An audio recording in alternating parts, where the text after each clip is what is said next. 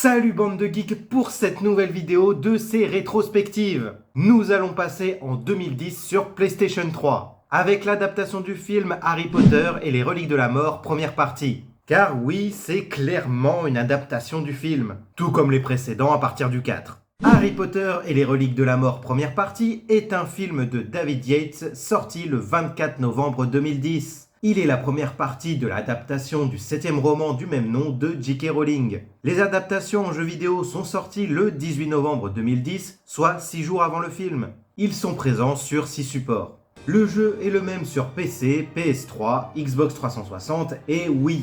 Il est différent sur DS et sur iOS. Et à l'heure actuelle, je ne trouve pas d'extrait du jeu. Car oui, ça a été adapté sur iOS. Même moi, ça m'étonne. Et ça fait pas très longtemps que j'ai remarqué ça, mais les adaptations sortent avant le film, car c'est clairement une adaptation du film, comme le précise si bien ce résumé sur jeuxvideo.com. Mais du coup, ceux qui ont acheté le jeu Day One avant la sortie du film, certains ont pu finir le jeu. Parce que si tu te mets à fond dans le jeu, en 6 jours c'est faisable. Mais bon, je pense que c'est un peu difficile de se mettre à fond sur ce jeu. Donc, comme son nom l'indique, nous suivons Harry au cours de sa 7e année à Poudlard. Wow, t'as pas suivi le jeu ou quoi? Non, c'est juste pour voir si les gens ils suivent. Donc, plus sérieusement, nous suivons à travers ce jeu les événements du film. Et le style de jeu a carrément changé. Adieu la liberté et bonjour les niveaux couloirs et le jeu de tir. Sans oublier les mini-jeux, mais on va en reparler de ça. Donc, nous commençons par une cinématique reprise du film, mais en jeu vidéo, avec la réunion des Mange-Morts au manoir Malfoy. Ensuite, on enchaîne direct avec le premier niveau, où nous sommes avec Hagrid et que l'on doit attaquer les Mange-Morts qui nous poursuivent. Et ça nous sert d'introduction pour nous apprendre à utiliser les sorts, comme tout jeu vidéo qui se respecte. Et globalement, ce niveau est assez cool et niveau gameplay, c'est plutôt pas mal. Ensuite, on se retrouve au terrier pour le mariage de Bill et Fleur. Ah, on perd pas de temps. Et tant qu'on est sur cette scène, je vous laisse écouter attentivement. Harry, tu vas bien? Où je suis? Où est Hagrid? Et où est Voldemort? Calme-toi, Harry. Hagrid va bien. Et l'Ordre a lancé des sortilèges autour du terrier. Tout va bien. Pour l'instant. Il faut que je parte. Je mets tout le monde en danger. Du calme. Tu dois absolument te reposer après tout ça. En plus, on est coincé ici jusqu'au mariage. Le mariage? De Bill et Fleur. On voulait t'en parler, mais tu étais un peu inconscient. Va donc te préparer. Alors, vous l'avez entendu? C'est bien l'OST des premiers jeux Harry Potter, pour nous dire que c'est le début de la fin, et que l'on est bien dans la même continuité. Ah bon? Pourtant, il y a beaucoup d'incohérences. Mais ces personnages-là ont vécu les événements des jeux précédents. Ça n'a clairement aucun sens, mais on en reparlera plus tard aussi. Donc, pendant le mariage de Bill et Fleur, c'est dans cette phase que l'on commence à déplacer Harry. Nous découvrons le sortilège des 4 points qui nous sert à nous guider vers notre objectif. Et pour l'instant, le jeu est assez bon. Et après avoir parlé à Monsieur Weasley, qui nous donne les objets que nous a légués Dumbledore, on a l'attaque des Mange-Morts et c'est là que commence le jeu de tir. Mais globalement, toute cette phase reste bonne. Ça varie du début à cette phase et globalement, ça reste agréable. Ensuite, nous nous retrouvons à je sais plus quelle ville et c'est là que le gameplay varie encore avec l'utilisation de la cape d'invisibilité. Et cette partie est un peu chiante. Car le signe des reliques de la mort en bas à gauche nous indique le temps que nous sommes invisibles. Enfin, on doit rester discret et pas avancer comme bon nous semble. On doit faire attention aux passants, même s'ils sont à 10 mètres de nous, la barre descend. Ne pas se faire shooter, logique, et ne pas rentrer dans les gens, logique aussi. Et faire attention quand tu marches à côté d'eux. Je comprends pourquoi tu dois être discret, mais là, c'est à l'extrême. En plus, on doit aller vérifier si 2 personnes ne sont pas des mange-morts. Ça n'en sont finalement pas, mais c'est un peu con de se baser juste sur ça, alors que d'autres personnes peuvent être des mange-morts. Mais bon, que veux-tu? Donc, nous allons en direction un café, et comme dans le film, on se fight avec des mange-morts. Et pas que les 2, car d'autres mange-morts arrivent ensuite. Et c'est à partir de là que l'on apprend de nouveaux sorts. Sorts que l'on est censé avoir appris dans les jeux précédents. Mais bon, bref.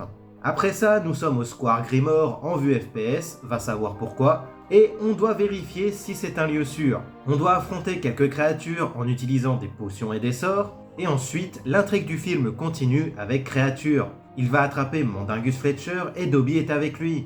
Et on doit le stupéfixer pour qu'il arrête de transplaner. Et il n'y a que Harry qui doit faire ça. Et les 2 autres parlent en plus. Des suggestions. Essaie de lui jeter un sort. Des suggestions. Lance-lui un sort à ce fou. Mais aidez-moi plutôt. Donc l'intrigue continue, on parle à Hermione, puis elle et Ron partent en reconnaissance. Et là, surprise, mini-jeu. Et ça débarque comme ça et tu n'as pas le choix. Et ça le fait 3-4 fois au cours du jeu. Et c'est vraiment chiant. Car ils sont présents juste pour allonger la durée de vie du jeu. On doit soit affronter une vague d'ennemis, soit avancer dans un niveau pour libérer les nez moldus. Ou soit affronter une vague d'ennemis avec des nez moldus en évitant qu'ils se fassent kidnapper. Il y a aussi le niveau où tu dois t'échapper d'une grotte avec un dragon, mais c'est pas si souvent que ça.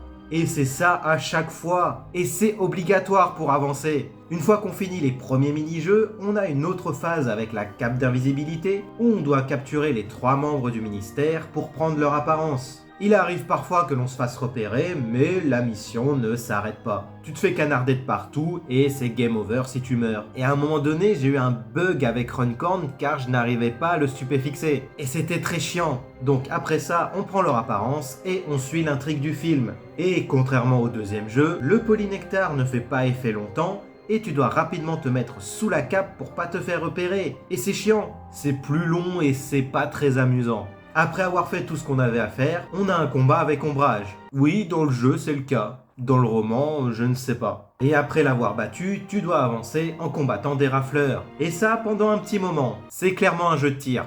Donc après, l'intrigue du film continue et on doit suivre Dean et Gripsec pendant très longtemps. Et entre temps, on doit affronter des ennemis qui spawnent presque tout le temps et c'est chiant. À chaque fois que tu avances, tu en as tout le temps. Et c'est très couloir.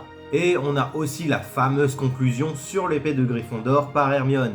Et souvenez-vous de ce que j'ai dit pour la chambre des secrets. Et après ça, il tombe sur le journal de Gilfusor en y plantant un de ses crochets. Et le crochet n'a touché à aucun moment l'épée. Retenez bien ça. Je vais ressortir cet extrait quand on sera au relique de la mort partie 1. Et là, Hermione dit... Donc, rien ne peut l'abîmer. Elle absorbe l'énergie et devient plus puissante. Harry, tu as détruit un Horcrux, non?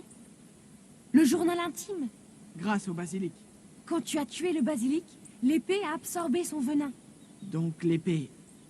L'épée peut détruire les Horcrux.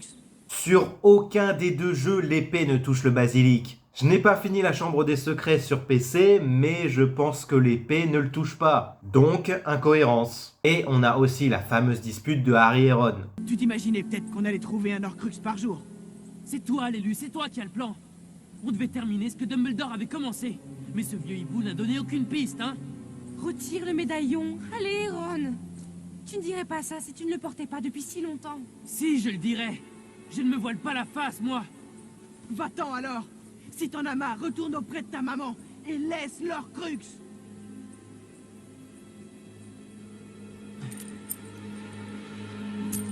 Ron! Non! Tu restes ou tu viens? Ron! Non! S'il te plaît!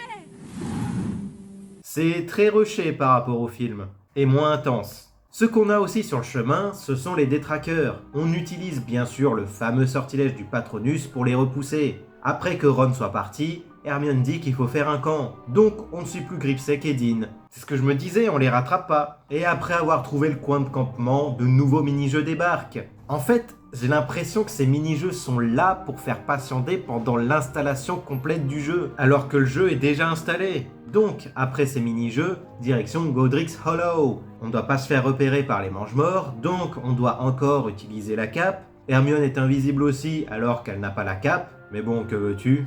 Ensuite, on est au cimetière pour trouver la tombe des parents de Harry. On la trouve, et ensuite, on doit suivre Bathilda Tour-de-Sac. Donc ensuite on a le combat avec Nagini, on s'échappe et remini-jeu. Je m'attarde pas sur tous les détails car c'est répétitif et c'est la même chose que dans le film.